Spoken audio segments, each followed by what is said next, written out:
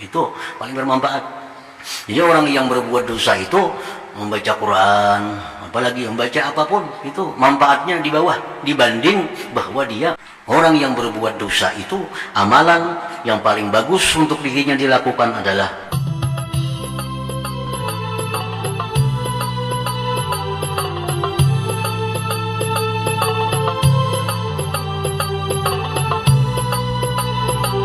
Alifus Syekh Al-Imam Al-Jami' Baina Ilmai Syari'ati wal Haqiqah, karangan Syekh Imam yang menghimpunkan antara dua ilmu, syariat dan hakikat, Tajuddin Abul Abbas Ahmad ibnu Athaillah As-Sakandari, yaitu Tajuddin Abul Abbas Ahmad namanya, anak Syekh Athaillah, bangsa negeri Sakandariyah, Sakandar, yaitu di Mesir sana.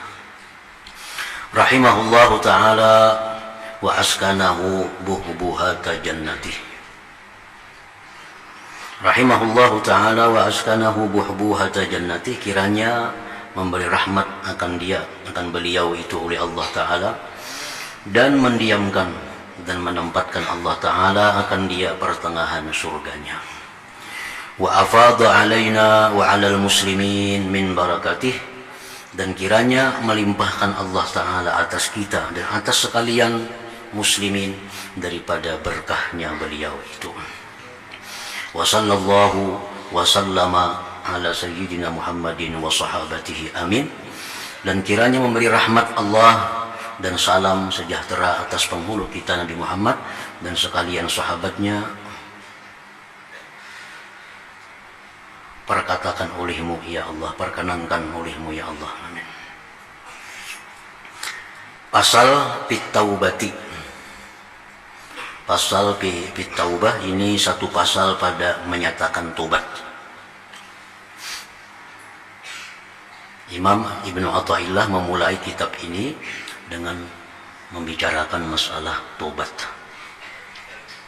karena tobat itu adalah merupakan pondasinya amal.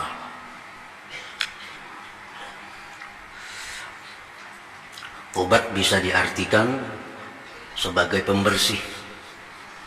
Pembersih. Jadi artinya dengan tobat itu maka diri kita, hati kita akan bersih.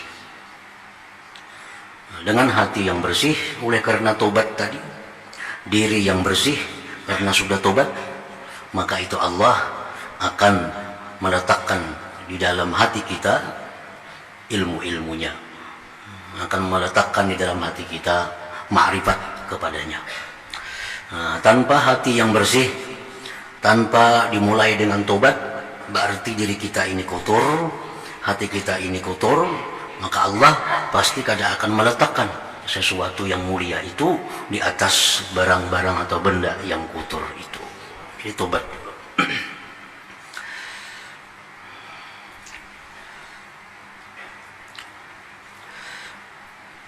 Hai sekalian hamba Allah, tuntut olehmu akan tobat daripada Allah pada tiap-tiap waktu dan ketika dan masa. Artinya kita disuruh untuk selalu minta tobat, minta ampunan kepada Allah, baik siang, malam, baik pagi maupun petang. Maka bahwasanya Allah Subhanahu wa ta'ala sungguhnya menyuruh ia akan tobat, seperti firman-Nya kepada engkau di dalam Al-Quran, wa tubu ilallahi jami'a ayyuhal mu'minun la'allakum tuflihun. Allahu a'lam. Dan tobat oleh kamu kepada Allah Ta'ala sekalian, hai sekalian mukmin, laki-laki, perempuan, yang tua, yang muda, siapapun, sekalian mukminin disuruh Allah bertobat.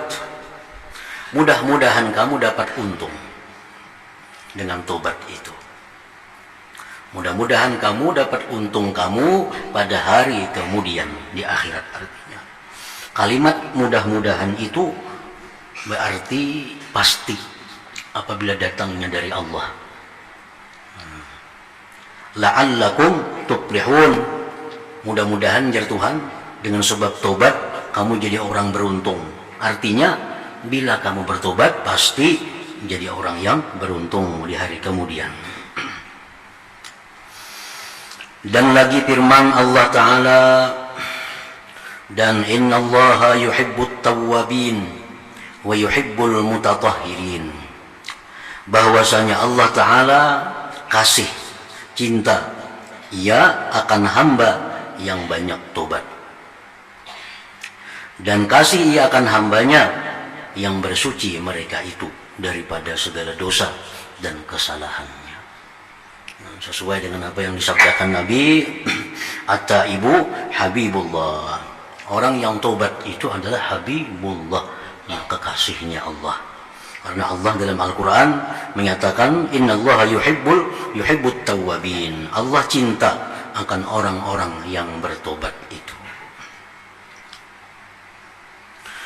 Dan telah bersabda Rasulullah sallallahu alaihi wasallam, inni la yughanu ala qalbi wa inni la astaghfirullah fil yaumi 70 marrah.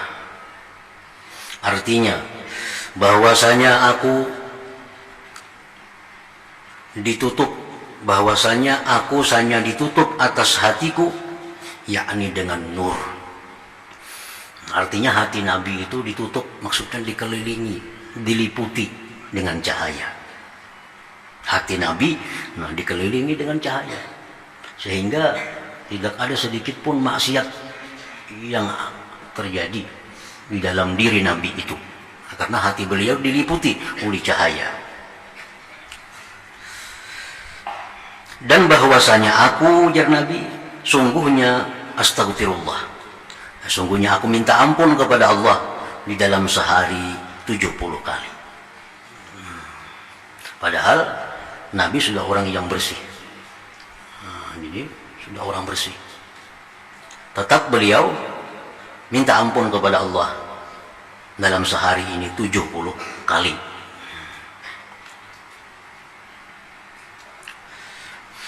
Nah, ketahui olehmu apabila adalah ditutup, diliputi hati Nabi sallallahu alaihi wasallam dengan nur, dan minta ampun ia kepada Allah Ta'ala 70 kali, dan maha suci ia daripada dosa, maka betapa pula hal hamba yang ditutup hatinya, yang dikelilingi hatinya dengan gelap, dengan zulmah, sebab memperbuat ia akan maksiat dan dosa. Kita ini hati kita kada diliputi dengan cahaya seperti Nabi kada. Hati kita ini dikelilingi oleh gelap karena maksiat dosa yang kita perbuat itu. Maka wajiblah atasnya bersegera tobat itu. Jadi tobat itu hukumnya wajib, dan menyegerakan tobat itu pun hukumnya wajib juga.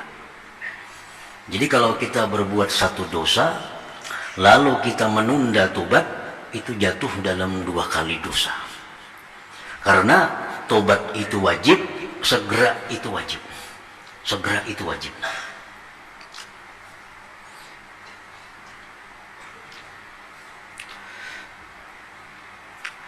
Sahdan selanjutnya artinya, maka jika menghendaki engkau akan tobat, bila kita hendak tobat, maka sayogianya bagi engkau bahwa tiada sunyi daripada tafakkur. Kalau kita hendak tobat itu kita tafakkur dulu, tafakkur, berpikir sepanjang masa umur engkau. Yang menurut kita kada biasa lalu bertobat. Kita ini sudah umur berapa kada biasa lagi bertobat dari dosa-dosa yang lalu itu. Nah, bila mana kita hendak bertobat, kita mesti memikirkan sepanjang masa umur kita itu. Memikirkan apa? Memikirkan apa-apa dosa yang sudah diperbuat itu. Amunnya kita tiap hari tobat, kada banyak nang ditafakur, kada banyak yang kita pikirkan. Kita misal habis sembahyang subuh sudah minta ampun kepada Allah, tobat terhadap dosa-dosa yang diperbuat malam tadi. Nah, kayaknya kamarian apa mbah maghrib misalnya, tafakur kita kada panjang. antara subuh sampai maghrib. Tadi kemana kita berjalan, kemana mata kita melihat, kemana mulut kita bertutur kata, kemana telinga kita mendengar, kemana batis kita berjalan. Maka ada jauh, mulai subuh sampai maghrib. Namun orang yang belum pernah tobat itu, nya mesti berpikir sepanjang masa umur engkau itu. Pikirkan pada suatu yang engkau perbuat di dalam hari engkau itu. Maka jika sudah engkau pikirkan suatu yang engkau perbuat di dalam hari engkau itu, mulai subuh tadi kita ingat jam 7 tadi kemana, jam 8 kemana, jam 9 kemana, kita ingat. Jika engkau dapat akan niat taat, oh tadi jam 8 ada berbuat kebaikan sembahyang duha, terusnya ada baca Quran misalnya, dan amal kebajikan, maka hendaklah syukur engkau kepada Allah Subhanahu wa ta'ala atas perbuat taat dan ibadat itu. Nah, syukur artinya mengingat bahwa kita beruntung diberi Allah taufik, diberi Allah hidayah besok kanan tadi, pagi tadi, sehingga bisa sembahyang duha, bisa membaca Quran, bisa berselawat. Nah, ada rasa bangga, rasa gembira di dalam hati karena menerima hidayah taufik Allah sehingga bisa kita taat itu. Nah, ini banyak gunanya dengan adanya kita mensyukuri perbuatan taat yang kita lakukan itu, maka taat yang kita syukuri itu akan ditambah oleh Allah dan akan diikat karena akan lepas daripada kita. Asyukru qaidun ni'mat. Syukur itu adalah pengikat nikmat. Nah, jadi kalau kita ingat habis maghrib misalnya, kita ingat jam 8 tadi kita syukur bana kawa sembahyang duha. Jam 8 tadi kita syukur bana bisa baca Quran selambar 2 lambar. Jam 8 tadi syukur bana bisa bersalawat sekian. Rasa syukur, rasa bangga diberi Allah hidayah, diberi Allah taufik. Nah, maka taat itu diikat. Karena esok kita akan diberi Tuhan pulang hidayah taufik untuk melakukannya. Esoknya kita diberi Tuhan pulang karena kita bangga, karena kita syukur. Nah, itu gunanya kita mengingat kebaikan. Mengingat kebaikan itu untuk disyukuri merupakan sesuatu yang terpuji. Nah, mengingat kebaikan itu kalau kita jadikan untuk bahan riya, nah itu yang dicela oleh agama. Tapi kita ingat kebaikan, lalu kita syukur, lalu kita bangga diberi Allah hidayah. Nah, itu sesuatu yang diperintahkan. Dan jika engkau dapat akan perbuat engkau pada hari itu maksiat dan dosa. Nah, tadi jam 10 nah ada tadi tapantir nang kada bagus. Tadi habis zuhur ada taliat yang dilarang oleh Allah. Tadi habis asar ada pulang melihat yang dilarang oleh Allah. Maka hendaklah engkau celakkan dan hinakan nafsu engkau itu atas memperbuat yang demikian itu. Nah, kita hinakan, kita celakkan diri kita ini. Artinya kita merasa satu kerugian, merasa satu kebuduhan, merasa jahat karena kita telah menyalahgunakan nikmat Allah dalam berbuat maksiat. Dan astagfirullah, minta ampun kepada Allah dan tobat engkau kepada Allah Subhanahu wa ta'ala. Karena orang yang tobat daripada dosanya dengan syaratnya diterima tobatnya seperti tiada dosa atasnya. Tobat kita itu asal bujur-bujur aja, asal sesuai syaratnya pasti diterima. Dan kalau diterima oleh Allah, sama halnya orang yang kada berdosa lagi. At-taib minaz dzambi kaman la dzambalah. Orang yang tobat dari dosa sama lawan orang yang kada sing dosaan lagi, yang kada berdosa lagi.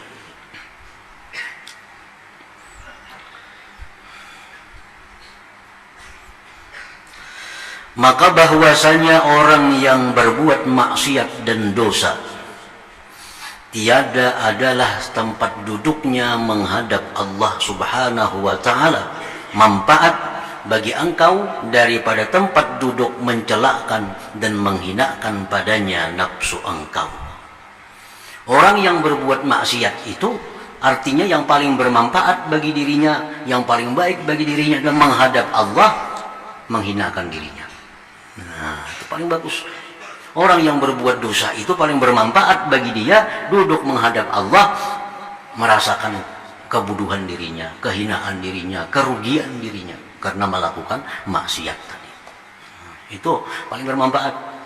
Jadi orang yang berbuat dosa itu membaca Quran, apalagi membaca apapun, itu manfaatnya di bawah dibanding bahwa dia merasakan kehinaan dirinya itu kemudian minta ampun kepada Allah. Orang yang berbuat dosa itu amalan yang paling bagus untuk dirinya dilakukan adalah yaitu tobat kepada Allah Subhanahu wa ta'ala.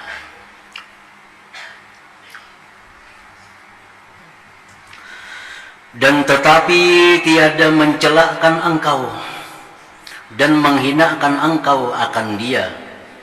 Nah, ini kita berbuat dosa, kita berbuat maksiat, tapi kadang-kadang merasa diri ini tercela, kadang-kadang merasa diri ini hina, maka berbuat dosa, maka berbuat salah. Padahal engkau tertawa dan suka hati, berbuat dosa, tertawa lagi mbah itu, gembira lagi mbah berbuat dosa itu. Nah, karena yang demikian itu seperti memperbuat engkau dosa yang lainnya pula, menambahi dosa. Orang yang berbuat dosa sebetulnya dosanya dosa kecil, dosa kecil. Nah, cuma dianggapnya kebanggaan, dianggapnya satu kelebihan. Nah, itu tambahan dosa lagi, tambahan dosa lagi.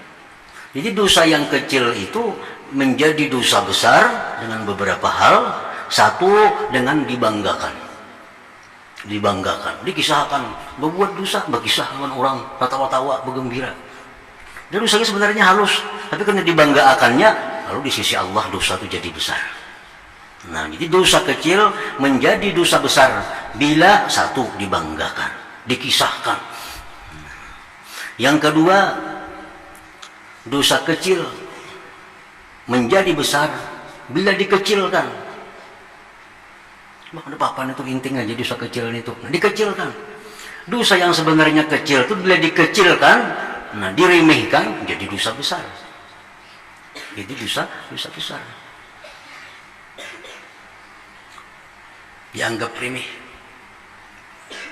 Dan dosa kecil menjadi dosa besar juga bila diulang-ulang. Diulang-ulang hari-hari kada ada tobat kepada Allah.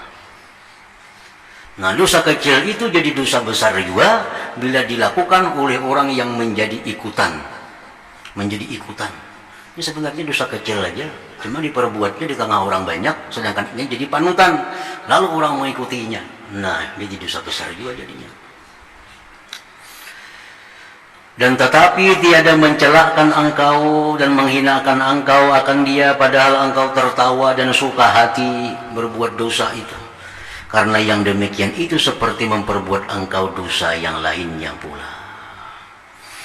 Nah, maka hendaklah engkau celak akan dia, diri engkau yang berbuat dosa itu dicela. Dan engkau bersungguh-sungguh, lagi menzahirkan bagi susah dan duka cita di dalam hati.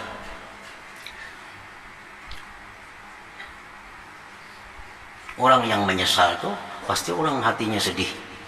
Maulah orang menyesal gembira, kan mau.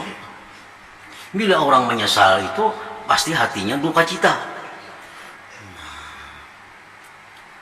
Dan menghinakan diri seolah-olah seperti orang yang mati anak yang dikasihi kepadanya, susah dan duka citanya. Nah, jadi kayak apa susahnya, duka citanya orang nang kematian anak nang disayanginya. Nah, macam itulah hendaknya susah duka cita kita bila kita melakukan maksiat kepada Allah itu. Di sini ada semacam ukurannya. Kayak apa susahnya kayak apa sedihnya sehingga dipandang oleh Allah kalau kita berbuat dosa itu. Nah, ukurannya kayak apa sedihnya orang kematian anak. Bila kita kematian anak macam ini sedihnya, pas kita berbuat dosa hati kita sedih macam itu juga. Nah, itu ukurannya. Itu ada harapan bahwa diampuni Allah. Maka jika engkau perbuatkan yang demikian itu, niscaya mengganti bagi engkau Allah Ta'ala dengan duka cita engkau itu akan kesukaan, dan dengan hina engkau itu kemuliaan, dengan gelap itu cahaya nur, dan dengan hijab itu terbuka daripada hijab di dalam akhirat atau dunia. Jadi kalau kita berbuat dosa tadi, berbuat salah, berbuat maksiat, kalau kita sedih, sedih, lalu kita menyesal tadi, sedih hati kita, bujur-bujur sedih, kita minta ampun kepada Allah. Nah, maka Allah akan mengganti kesusahan kita itu dengan kegembiraan, kegelapan dengan cahaya, hijab dibuka oleh Allah baik di akhirat maupun di dunia ini. Dan hikayat daripada Syekh Makinuddin Al-Asmar rahimahullah ta'ala, dan adalah ia daripada Al-Abdal yang 7. Syekh Makinuddin ini adalah termasuk wali Abdal yang 7. Berkata Syekh, adalah aku pada permulaan pekerjaanku, aku menjahit kain, gawian tukang jahit, dan aku makan daripada yang demikian itu. Itulah usaha hasil menjahit itu, belanja makan dari hasil menjahit itu. Dan aku bilang perkataanku dalam sehari, aku bilang, aku hitung artinya, aku hitung perkataanku dalam sehari daripada awal hari. Apabila sampai kepada waktu malam, aku hisapkan akan diri. Ini malam dihisap. Apa-apa tadi yang digawi, yang dilakukan siang tadi, apa-apa yang siang tadi dikerjakan, dihisap. Maka aku dapat perkataanku sedikit. Ini dihitung, Bang. Jadi ada banyak berkata-kata. Maka suatu yang aku dapat daripada perkataan yang kebajikan, dan yaitu aku puji akan Allah Subhanahu wa ta'ala, dan syukur aku akan Allah ta'ala atasnya. Aku dapati perkataan yang baik, aku bersyukur kepada Allah, aku memuji kepada Allah atas nikmat taufik hidayah yang diberikan kepadaku. Maka aku dapat daripada perkataanku padanya, daripada yang lain, daripada yang demikian itu, tubatlah aku kepada Allah Ta'ala dan istighfar aku akan Dia. Bila perkataanku itu ada yang kada baik, perkataanku itu ada yang kada bagus, maka aku istighfar, aku tubat kepada Allah Subhanahu wa Ta'ala. Demikianlah diperbuat oleh Syekh tiap-tiap hari. Tiap hari. Hingga jadilah ia badalan radhiyallahu anhu, sehingga jadilah dia wali abdal radhiyallahu anhu.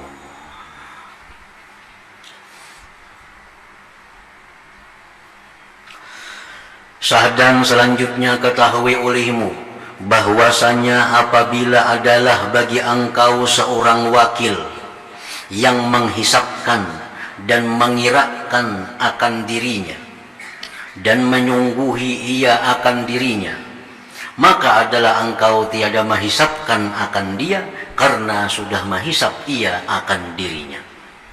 Nah, ini kita berisi wakil, kita berisi toko misalnya, berisi toko dagangan, kita suruh wakil kita menunggui toko itu. Karena kemarian si wakil datang lengkap dengan catatan. Hari ini baju yang ini dijual sekian, hari ini baju yang ini dijual sekian, hari ini baju dijual sekian.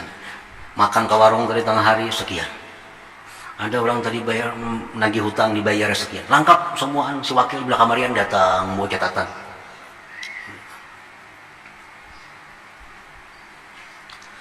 Maka engkau tiada menghisapkan akan dia. Nah, kita kada akan menghitung lagi. Ini sudah menghitung seorang. Karena sudah menghisap dia akan dirinya. Dan jika adalah bagi engkau seorang wakil yang tiada menghisapkan ia dan tiada mengirakan ia akan dirinya daripada suatu yang engkau wakil itu kepadanya, niscaya engkau menghisapkan akan dia dan mengirakan akan dia, dan bersangat-sangat engkau pada menghisapkan dan mengirakan akan dia, karena tiada kepercayaan wakil itu daripada suatu yang engkau wakilkan akan dia. Namun si wakil ini kada ada habar-habarnya, kamarian datang memutar duit, kada ada kisah. Nah, lalu kita menghitung, nah ampun duit, nah ampun barang. Maka bila kita menghitung, lalu taliti jadinya. Mana baju ini kada ada, kenapa duitnya sekiannya? Nah, bila kita saurana menghitung, nah ampun barang, lalu hitungannya jadi teliti. Maka atas ini hal engkau dengan wakil, engkau seyogianya bagi engkau bahwa adalah perbuat amal engkau sekaliannya lillahi ta'ala, bagi Allah ta'ala. Dan jangan engkau tilik bahwasanya engkau memperbuat amal itu, maka jangan engkau tilik sangka bahwasanya Allah tiada menghisapkan akan dikau dan mengirakan ia akan dikau. Jangan disangka Allah itu kada menghisap kita, kada menghitung apa kita. Jadi amun kita sudah mulai di dunia ini sudah menghitung berdahulu, nanti dihitung seorang sudah. Kena kamarian disetur lawan Allah. Tadi berkata ini, nang baiknya bersyukur lawan Tuhan, nang kada baiknya minta ampun, karena isok kayak itu pulang. Nah kayaknya di akhirat kada ada lagi nang dihisap. Hasibu ampusakum qabla antuhasabu. Hisap diri kamu sebelum dihisap orang. Bila orang kena menghisap lalu jadi sulit. Nah halus-halusnya keluaran kena. Sesungguhnya Allah subhanahu wa ta'ala menghisap dia akan dikau dan mengira akan dikau pada hari kiamat. Nah, jadi orang yang kada dihisap lagi oleh Allah di hari kiamat itu antara lain adalah orang yang sudah menghisap dengan benar dirinya sendiri di dalam dunia ini. Namun di akhirat itu pertama manusianya saling banyakan, yang kedua harinya sangat panas, antriannya sangat panjang, nang menghisap lagi Allah subhanahu wa ta'ala, nang maha tahu segala macamnya, nah makin sulit. Nah, namun di dunia kita menghisap, mbak antri kada, tempatnya kada panas kayak di padang mahsyar itu, hitungannya kada banyak karena kada terlalu jauh, bisukan kemarian dihisap, kayaknya bisukan nang malam dihisap.